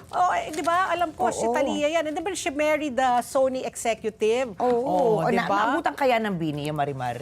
Baka mga nanay na nila. Mga nanay nila. Di ba, pero tingnan mo, ang ganda pa rin niya, oh. Oo, maganda Ito yung at sexy. Siya yung una ko nabalitaan na tao na nagpatanggal ng ribs. Yes, diba? I heard that. Kaya Oo. napakaliit ng kanyang baywang. Tingnan mo, ang ganda-ganda pa rin niya. Oo. Ricky Girl, ano pa ibang balita mo dyan? Samantala, pinayagan naman po ng Malacanang si VP Sara Duterte na mag-travel abroad mula po May 2 hanggang 15. Ayon po yan kay Jose Claire Castro.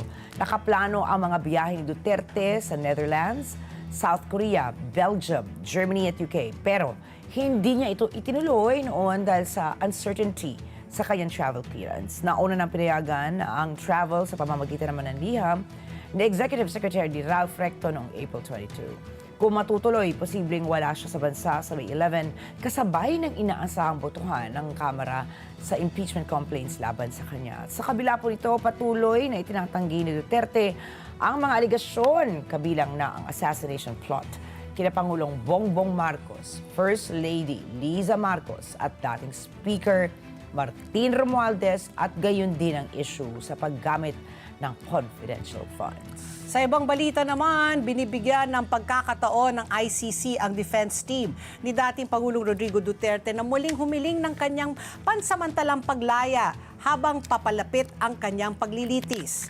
Ayon po sa Trial Chamber 3, re-reviewin ang kanyang detention dahil po sa statutory requirements na dapat itong masuri tuwing 120 days.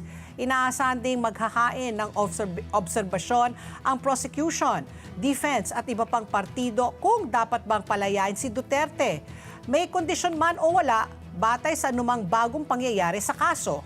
Nauna na pong ibinasura ng ICC Pre-Trial Chamber ang kanyang kahilingan para sa interim release dahil sa posibleng flight risk at banta sa mga saksi. So tingnan natin, ano kaya? Mabibigyan siya kaya ng pansamantalang kalayaan? Ang oras muli, alas 9:31 na po ng umaga. Bilang mga Pilipino, masipag po tayo, matiisin at inuuna natin ang ating pamilya. Ngunit sa dami po ng ating responsibilidad, madalas nakakalimutan nating alagaan ang ating sariling kalusugan. Tandaan po natin, ang malakas na katawan ay mahalaga upang patuloy tayo makapagtrabaho, makapag-alaga ng pamilya at ma-enjoy ang buhay. Ang King's Herbal Plus ay isang all-natural food supplement na may 80 powerful ingredients mula sa herbs, fruits at vegetables for men and women na tumutulong po sa overall wellness at vitality ng katawan. At bilang pasasalamat sa inyong patuloy na suporta, may 1 milyong pasasalamat promo ang King's Herbal Plus kung saan maaari kayong manalo ng hanggang 500,000 pesos in cash. Mabibili po ang King's Herbal Plus sa Mercury Drug, Watson's, South Star Drug, Rose Pharmacy at iba pang leading drugstores nationwide. King's Herbal Plus, balik lakas, balik sigla, hatid ay pag-asa at saya. At ang oras muli, alas 9:32 na ng umaga at magbabalik pa po ang ASPN. Ano sa palagay nyo? Ang sigaw ng Pinoy Nation. Oras. Alas 9:34 na po ng umaga. Tuloy-tuloy pa rin ang ating pagbabalita. Inirekomenda ni Senator Amy Marcos ang direct government-to-government oil procurement para mapahupa ang epekto ng nagpapatuloy na global oil crisis. Binigyan din ni Super Ate na ang G2G transaction ay dapat maging pangunahing hakbang ng pamahalaan bilang tugon sa krisis sa gitnang silangan. Anya, mahalaga para sa gobyerno ang pag-diversify ng oil supply sources, maging ang direktang pagbili sa supplier countries at pagbebenta nito sa mas mababang halaga. Ipinunto pa ng senadora kung paano ang direktang diplomasya ay nagbibigay daan sa Pilipinas na malampasan ang mga nakaraang global oil shocks. Ikinalulungkot din niya kung paano ang ibang bansa ay agresibo sa pagkilos ukol sa krisis, habang Pilipinas ay nahuhuli pa rin sa pag-aangkat ng gasolina. Ayon pa kay Senator Amy, dapat obserbahan ng bansa ang ibang oil import-dependent nations at kung paano nila natutugunan ang supply disruptions. Ayan, tama ba si Senator Amy? Parang feeling ko naman, very aggressive naman si Senator Sharon, Secretary oo. Sharon. Di ba? Kumbaga na-extend na niya dating 45 oil supply buffer natin, na-extend na ng 60, 55 days, Oo. pati LPG nakakahabol na. So basta ang sagot dyan talaga sana tumigil na lang talaga ang gera dyan sa Middle East. Pero ano bang magagawa natin, kundi umasa na lang, Manalangin! Manalangin yun lang talaga. Manalangin! Wala tayong ibang choice Oo, talaga. Prayers can move mountains and stop wars. I believe that. I claim it. You claim it. Positive energy, Correct. wishful thinking tayo Correct. ngayong Oo. Monday. Samantala naman, ipinag-utos po ni DPWH Secretary Vince Dizon ang review ng National Building Code. Halos 5 dekada matapos itong isabatas noong 1977. Ay sa Special Order number 155, magsasagawa ng review committee ng assessment sa existing framework. Bukod dito ay pwede rin silang magrekomenda ng mga posibleng pwedeng i-update. Kabilang sa mga tatalakayin ay mga concerns na inilapit ng professional and technical groups na may kinalaman sa outdated code. Ayon kay Dizon, mahalaga na makasabay ang National Building Code sa patuloy na pag-modernize ng engineering standards. Finally, it's about time. Finally, Imagine mo, no? oo. 50 taon na. Di ba? Ang dami nang nagaganap sa May atin. flood control scandal na nga eh. Di ba? Okay, oras muli. Alas 9:37 na po ng umaga at kasama na po natin sa linya si Attorney Beda Epres. Siya po ang commissioner po ng Commission on Human Rights at ang spokesperson rin po ng CHR. Magandang umaga po, Attorney, at welcome po sa ASPN. Good morning, sir. Good morning po, Ma'am Ale and Ma'am Pat, at sa inyo pong mga taga-subaybay, magandang umaga po. Attorney Beda, si Patty po ito. Kasama ko na po si Ricky Mathay. Good morning po. Attorney, hello? Ala, nawala si Attorney. Hello? Attorney, I said, this is Yes po. Patty Dasa. Kasama ko na po si Ricky Mathay po. Magandang umaga po, sir. Okay, so, opo, magandang umaga. Oo. Opo. Attorney, napatawag po kami dahil po gusto namin po malaman, baka meron na po kayong ma-share, no, tungkol dito sa investigasyon na ginawa po ninyo. Diyan po sa nangyari dyan sa Barangay Salamanca, diyan po sa Negros Occidental, kung saan 19 po ang katao po ang namatay, no, sa engkwentro ng NPA laban po sa ating AFP. Ano na po ang update po dyan? Opo, Ma'am, sa ngayon po, nagpadala po kami na ang personnel namin from Central Office. Dumating po sila kahapon sa Negros. Ang purpose po ng pagpunta nila doon ay i-augment yung investigation team namin from the Negros Island region. Kasi po ang gagawin po namin doon ay magkumuha po ng mga statements Opo. doon po sa mga taga roon sa community, particularly sa Barangay Salamanca, kung saan po nangyari yung encuentro, kasi gusto po naming ma-establish kung totoo po ba yung sinasabi ng mga human rights group na maraming civilian ang nadamay. Ibig sabihin, hindi po lahat ng namatay ay members ng New People's Army, kundi mga civilians sila. So yun po yung ongoing na investigation na ginagawa po namin sa kanila. Okay. So my follow-up question, since kahapon pa lang pala nakaalis po ang inyong team, no? I was just wondering kung Opo. yung Salamanca po ba ay makukonsider ba yung hotspot? Kumbaga yung ba ay talagang lair ng NPA o ito ba ay kumbaga kayo rin ay nabigla na itong bayan na ito ay biglang na you know Nagkaroon ng engkwentro. nagkaroon ng engkwentro. Ano po ang estado ng bayan? Ma'am, generally yung Negros province po kasi medyo active po yung galaw ng mga members ng New People's Army do base po sa pagkakamonitor namin. But for the first time, dito ngayon lang daw po ata nagkaroon ng ganitong encuentro sa Tuboso. Okay. And noong yung team namin from the region, nung pumunta po sila doon, ano po sila na parang nagkakandak daw po yung mga tao doon ng indignation rally against the presence of the NPA. So aktibo pong gumagalaw po doon sa area na yun yung mga members ng New People's Ng Army. NPA. Sa Negros pala. Okay, sige po. Okay, attorney, naninindigan po ang Armed Forces of the Philippines or AFP na pawang po mga combatants yung pong namatay, no? Meron po ba kayo pinanghahawakan na civilian indicators para po talagang ma-identify yung paninindigan naman ng ibang grupo na ito po ay mga civilian at hindi lahat po combatants? Ano po yung indicators? Ano po yung patterns na ating kailangang bantayan? Yun rin po yung gusto naming masigurado na totoo nga bang kumbaga puro sila members ng NPA kasi medyo lang po kami, nabahala po kami nung nalaman namin na merong 2 minors na namatay doon Minors? sa encuentro. Opo, isang 15 saka isang 17. Oh. Tapos yun pong sinasabi, yun nga po, yung 2 estudyante ng UP, Yeah. at saka yung isang journalist, saka yung meron pang 2 PhilAm. Oo. So ang tinitingnan po talaga namin dito, kaya nagpadala rin po kami na ang ng aming doctor from the forensics division kasi kung magkakaroon kami ng access, kung pwedeng ma-autopsy, ma-check po yung buong lugar. Kasi kung totoo ba talagang itong mga sinasabing civilians na ito o itong sinasabi lang itong mga armed combatants na ito ay talagang totoong nakikipagputukan po doon sa mga state forces natin.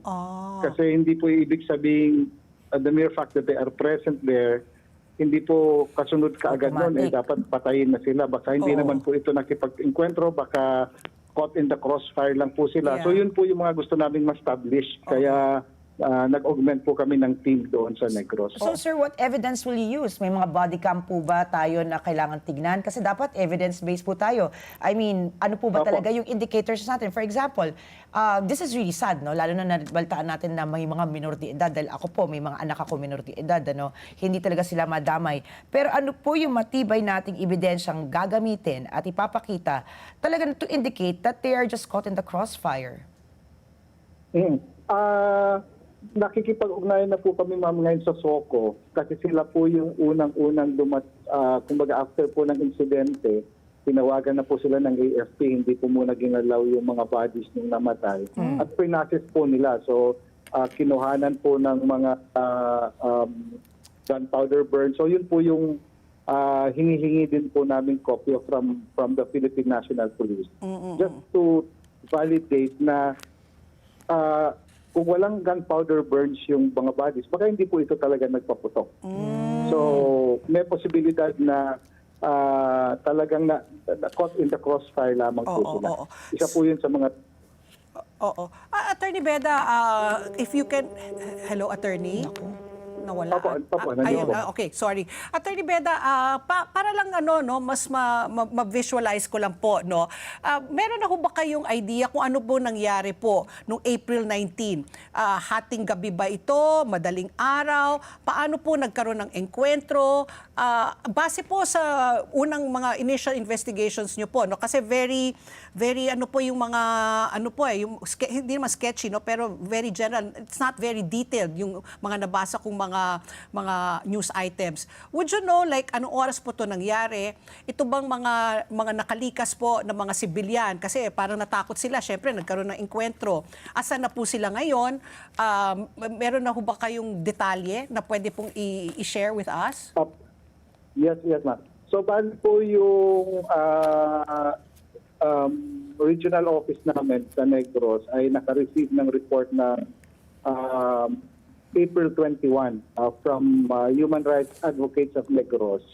Humihingi po sila ng assistance sa office namin para mabilis na ma-retrieve yung mga bodies dun sa area.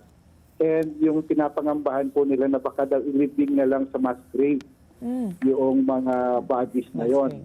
And may mga na-displace po na pamilya, around 600 po yung report sa amin. Wow. So immediately po, nagpunta po yung tao namin from the region and they were able to na una, yung mga bodies po after ma-process ng SOCO ay nadala sa dalawang punerarya. Okay. Isa sa Metoboso at isa po sa May Escalante. And so yung pong fear na baka ilibing sa mass grave ay wala pong kumbaga hindi po ito totoo. Tapos yung mga na-displaced naman pong community as of April 23 ay nakabalik na po sila doon sa kanilang mga kanilang bayan. At nakausap nga po mismo ng aming team yung mayor ng Tuboso at nakita rin po nila first Attorney? po yung mga pangangailangan ng ating mga tao. As to the indicators kung saan po ba talaga nagsimula yung enkwentro, humihingi po kami ng post and after operation reports from the AFP kasi sa ngayon po, limitado pa rin lang po ang pagkakaalam ng CHR kung kailan po ba ito nagsimula. Ang alam po namin sa ngayon is nagsimula po yung operations ng military ng April 18 ng gabi. Nagkaroon po ng enkwentro around 4 AM ng April 19 at nagkaroon po ng running gunfight hanggang sa natapos po yung laban ng mga around 11 a.m. Wow. ng April 19. Wow, Ang tagal ang nun. tagal, Opo, 7 yun po yung, hours. alam po namin. So ano po yon, Attorney Beda? I'm just curious, no? Baka alam nyo lang, nagkakabulan ba yan? Or talagang, kumbaga, ito yung line ng NPA, tapos sa kabila po yung mga AFP, tapos paano po nga yung mga sibilyan? Kaya siguro sila nagkalikas, ganun ho ba yung nangyari? Or nagkakabulan, umabot pa sa bundok? Nagkahabulan po pero medyo patag lang po kasi yung lugar. Okay. Kaya yun pong maraming casualties talaga, yung pong 19 ay malapit po sa parang may fish pond eh. So parang doon po siguro sila na corner, hindi na gaanong nakatakbo yung iba. Kasi Kaya tubig, doon po yung, grabe. kumbaga yung bulk nung encounter doon na po sa barangay Salamanca na yun, doon po sa may area ng parang fish pond. Ay, okay. Makita natin sa video, ano? Oo. Sir, let's talk about accountability. Kapag po katapos ng inyong investigasyon at may makita po talaga tayong tunay na naging paglabag po sa mga karapatang pantao, ano po yung pwede yung isang pangkaso at laban po kanino ito? Kung ma-establish po talaga after our investigation na may mga nadamay na civilian dito po sa encounter na ito, ito po ay malinaw na paglabag sa International Humanitarian Act IHL. 9851. Ito po sa batas na ito, ang key principle po nitong batas na ito ay dapat sa mga ganitong digmaan o labanan, dapat walang madamay na civilian o ma-ensure na talagang armed combatants lang ang dapat sa enkwentro. Or halimbawa mang armed combatant ito pero meron siya po ay nagsusurrender na o kaya ay sugatan na siya at hindi na kayang lumaban, hindi na po ito pwede pang barilin pa o ano kundi ilikas, gamutin. Yun po yung sinasabi doon sa batas na ito. Okay, so what... Pero kung halimbawa may po, sige po ma'am. So, again, sir, ano po yung ating ihahain, ano po isasampa nating kaso and against who? Kung meron nga po tayong mapatunayan after investigation that there was really a violation of human rights. Yes ma'am. So kung may civilians pong namatay, civilian na nadamay, pwede pong makasuhan ng violation ng international humanitarian law yung members ng Armed Forces of the Philippines. Okay. Okay. So sir, in the meantime, no, kasi nga sabi nyo nga, kung ma-establish nyo na mga iba doon, civilian, so talagang kailangan meron po silang karapatang I mean, I don't know how you're going to assuage their loss, no? Sino pong mananagot po dito kung sila po ay naging biktima po ng crossfire? Yung kunyari, yung palibing, paano pa yung may mga nasugatan, sino sasagot po doon sa mga gastusin, ano po ang magiging po sa kanila? Well, sa ngayon po naman, yung local government unit ng Tabos ay may ginawa ng tulong. Pero dito rin po sa international humanitarian law, maliban po doon sa penalty na kung halimbawa itong death, ang maximum penalty po kasi sa batas nito is reclusion perpetua. Meron pa rin po itong kaakibat na fines na po pwede pong may mabayad doon sa pamilya. Nagre-range po ata ito ng 500 to 1 million pesos doon sa batas. Yun po yung nakalagay doon. So if ever po, ang AFP po ang magbabayad po noon kung sakali po napatunayan na sila po ay mga sibilyan? Opo.